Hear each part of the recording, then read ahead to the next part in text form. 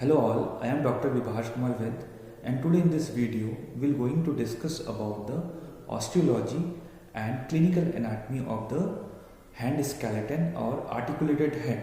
So let's begin the topic. So here you can see this is a hand skeleton, and this hand skeleton is also known as articulated hand. The articulated hand is made of articulation of 27 bones, and these bones arrange in a group. You can appreciate here from proximal to distal these bones group as a carpal bones. Here you can see this is a carpal bones, then the metacarpal bone, and most distally here you can appreciate this is a phalangeus. So first we'll discuss about the carpal bone, as you can see here, and this carpals word which is derived from Greek, that means is carpos, or carpos means is wrist. This carpal bone made up 8 bones which is arranged in 2 rows, a proximal row and a distal row. You can appreciate here this is a proximal row and this is a distal row.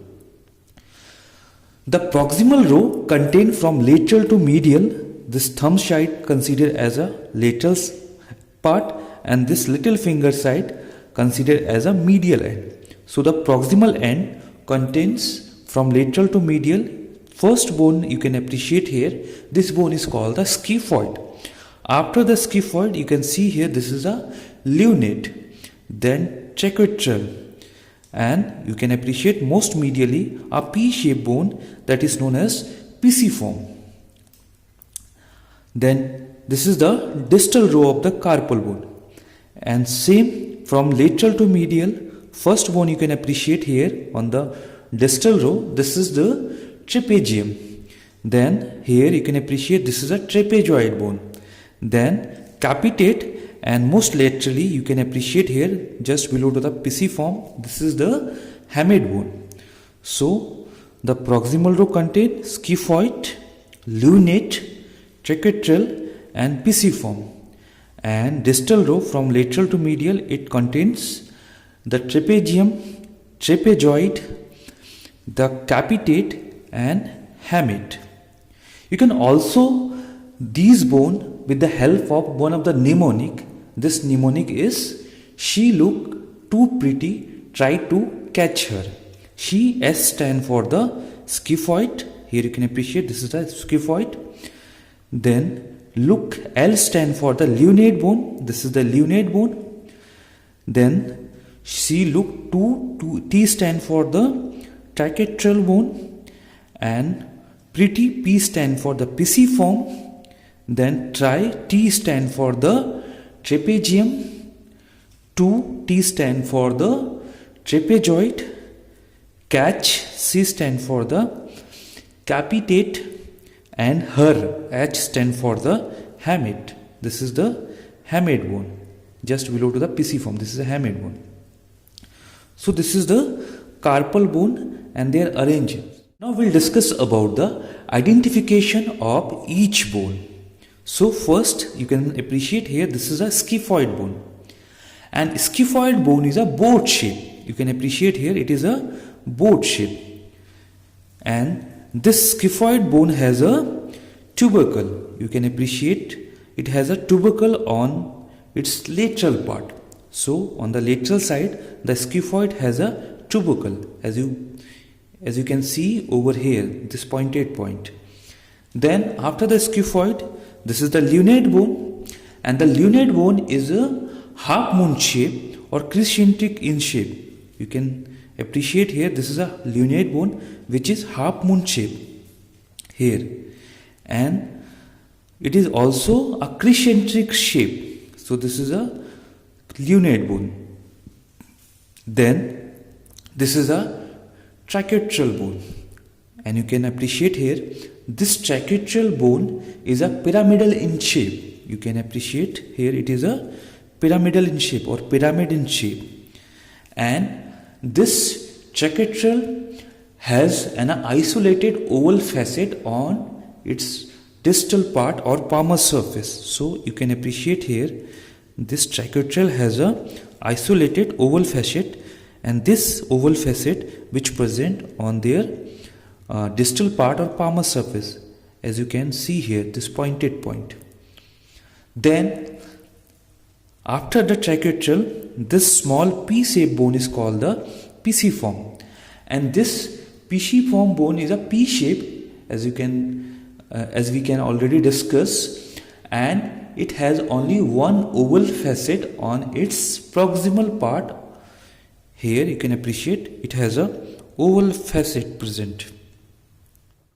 Then the trapezium. Here you can see this is a trapezium bone, and this trapezium is a quadrangular in shape, and it has a crest and groove anteriorly. So you can appreciate here, this is the trapezium bone, and this trapezium bone is a quadrangular in shape. That means it has a 4 angles, and it has a anteriorly it has a groove. You can appreciate here a small groove and a crust. Here you can appreciate a small crust. Apart from this groove and crust, it has a cellular articulating surface. So distally you can appreciate here, this trapezium has a cellular articulating surface. Cellular articulating surface means it is look like concave or convex. So here it has a cellular articulating surface. Then this is the trapezoid bone, and this trapezoid bone resemble the shoe of a baby.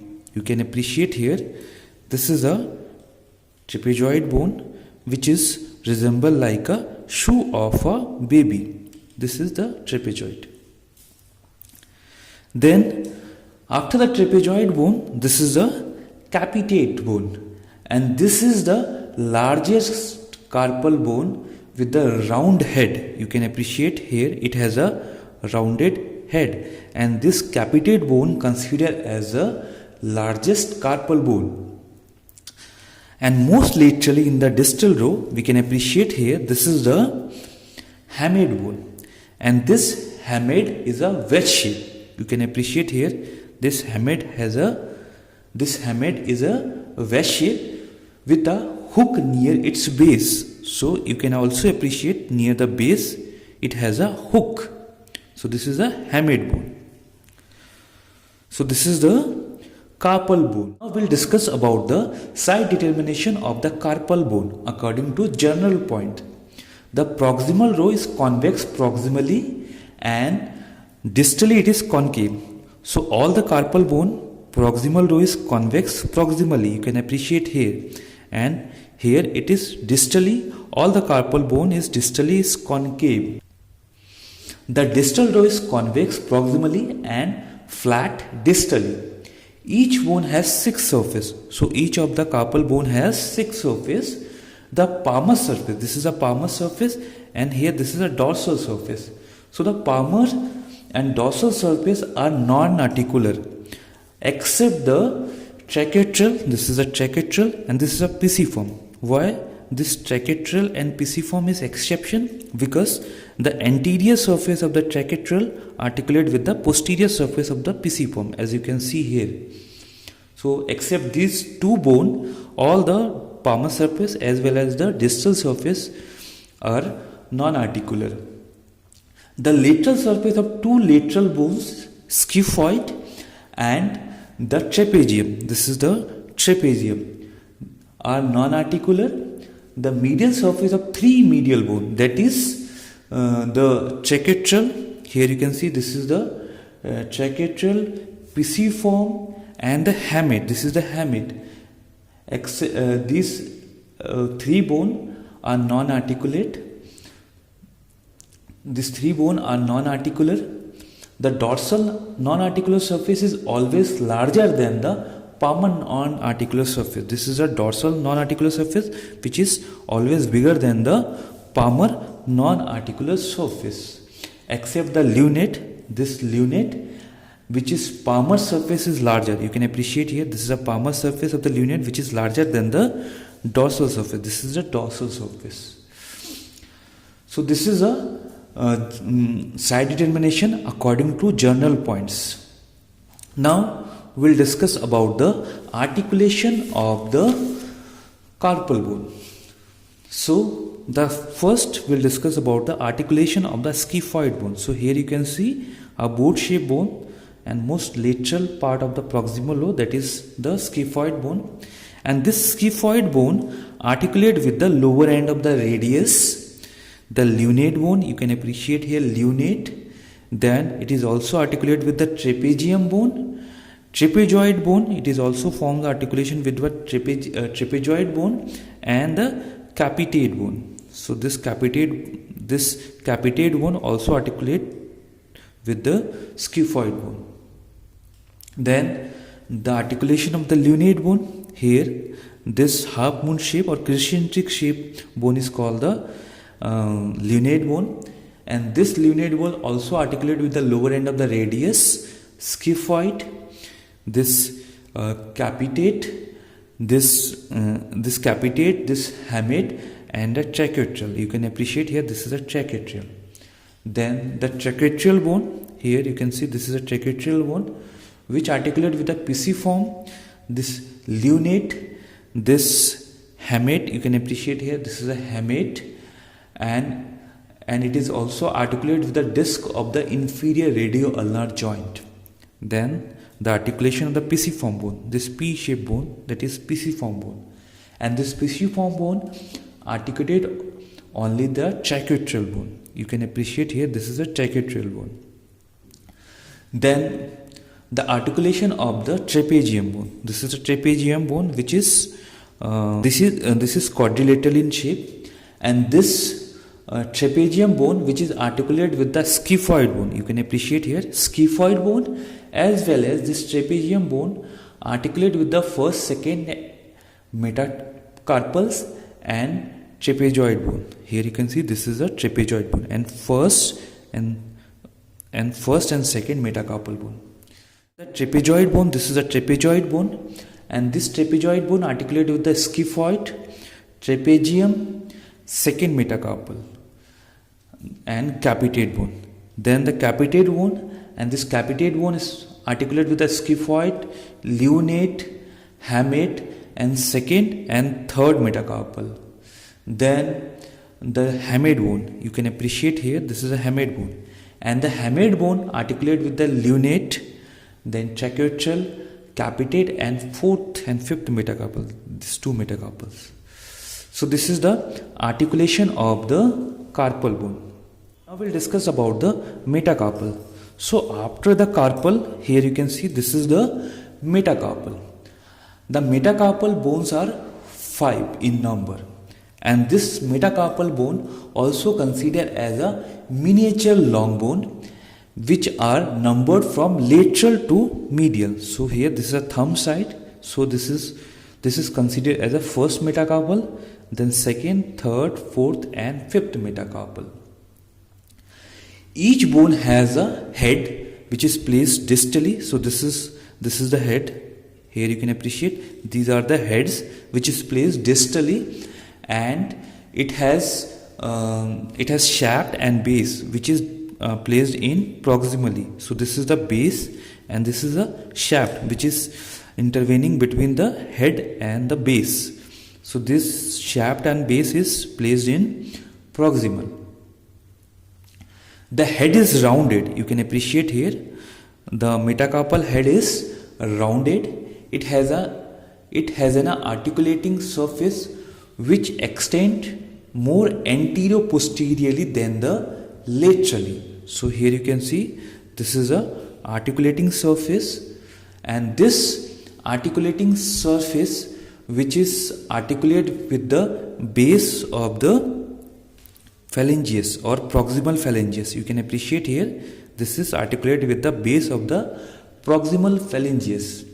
This head of the metacarpal which forms the knuckles during the flexion of the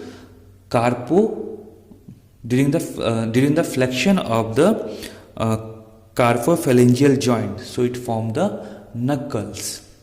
Now you can see here this is a shaft, and the shaft is concave on the palmar surface. You can appreciate here the palmar surface of the shaft of the metacarpal is concave, while the dorsal surface of the shaft is convex. So here you can see the dorsal surface is convex.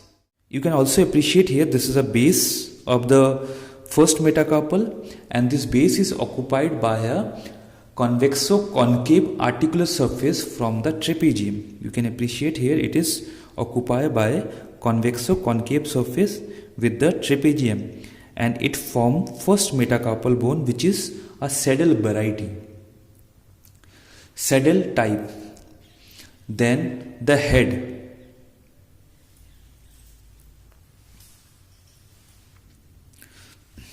Now we'll discuss about the characteristic of individual metacarpal bone. So here you can see this is the first metacarpal, and this first metacarpal is shorted. And now we'll discuss about the characteristic of individual metacarpal bones. So here this is the first metacarpal, and the first metacarpal is shortest and shouted of all metacarpal.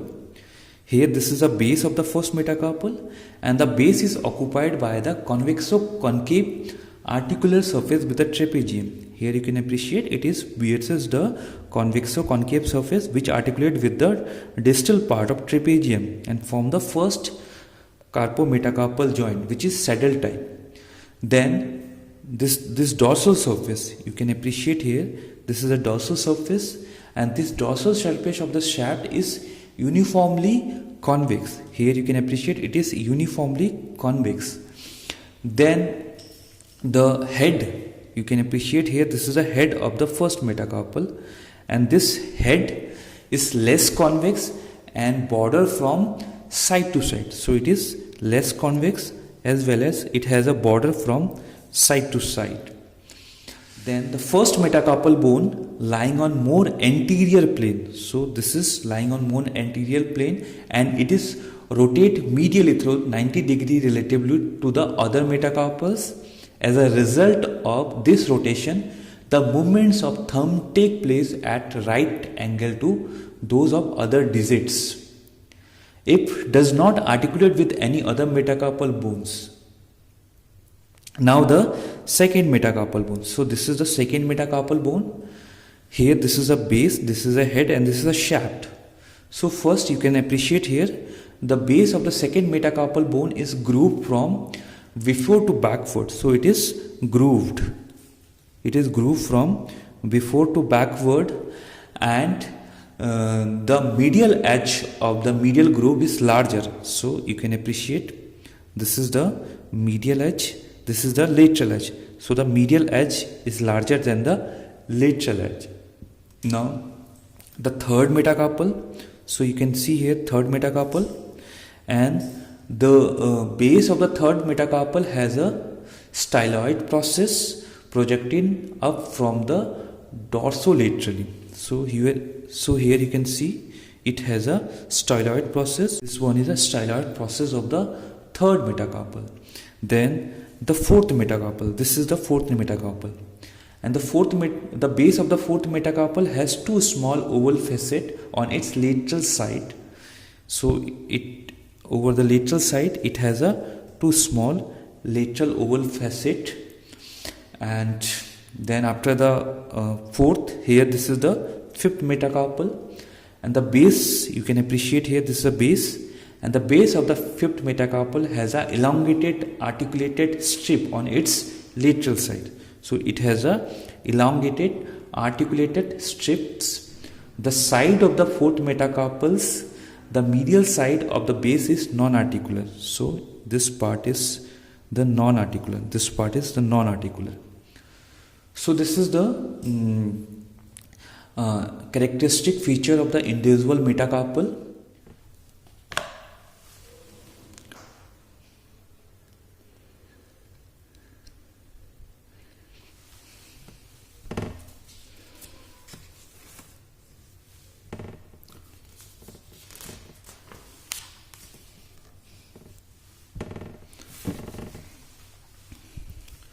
After the metacarpal, here you can see this is the phalanges. So now we'll discuss about the phalanges. So as we have already discussed, on each hand we have 14 phalanges. So now after the metacarpal, you can appreciate here this is a phalanges, and as we have already discussed, on each hand we have 14 phalanges, 3 for each finger and 2 for thumb. So you can appreciate here on the thumb it has two phalanges, and on the each finger it has 3 phalanges, proximal and distal, and each finger has proximal phalanges, intermediate phalanges and distal phalanges. So now first we'll discuss about the base of each phalanges. In the proximal phalanges, the base is marked by a concave oval facet. So here you can see this is a base of the phalanges, this is the head of the phalanges. So the base of the proximal phalanges is marked by oval facet. So here you can see it is marked by a oval facet, and this oval facet are articulate, and this is articulate with the head of the metacarpal bone. So here you can see the base of the proximal phalanges articulate with the head of the metacarpal bones. In the middle phalanges or distal phalanges, so this is the middle phalanges, and this is the distal phalanges. So this middle phalanges and distal phalanges is marked by 2 small concave facet which is separated by smooth ridges. So it is marked by 2 small concave facet over here. You can appreciate here one facet, here you can appreciate another facet. So it is marked by 2 small concave facet which is marked by smooth ridge over here. In between these 2 facet, here you can appreciate a smooth ridge. Now after the base, now the shaft of the phalanges. The shaft is taper. You can appreciate here the shaft of the phalanges is taper, and it is toward the head. Now the shaft, you can appreciate here the shaft of the each phalanges is taper toward the head. The dorsal surface, so this is the dorsal surface of the shaft, and this dorsal surface is convex from side to side. So it is convex from side to side. And the palmar surface, this is the palmar surface of shaft, and this palmar surface is flattened from side to side. So it is flattened from side to side. Then the head, so this is the head of the each phalanges, this is the head, and the head of the proximal. So this is the proximal phalanges. So the head of the proximal phalanges and the middle phalanges, this is the middle phalanges, this is the head of the middle phalanges. So head of the proximal phalanges and the middle phalanges has a pulley shaped articular surface. So it has a pulley shaped articular surface. You can appreciate here it has a pulley shaped articulating surface in the distal phalanges. So here you can see this is the head of the distal phalanges. The head of the distal phalanges is non-articular, and it is marked by anteriorly by a rough horseshoe shaped tubercle. So it is marked by anteriorly by rough horseshoe shaped tubercle or tuberosity, which is supported the sensitive pulp of the fingertip. So this is about the phalanges, back foot. So this is about the osteology, articulated hand. I hope all of you understood the topic. Thank you for watching.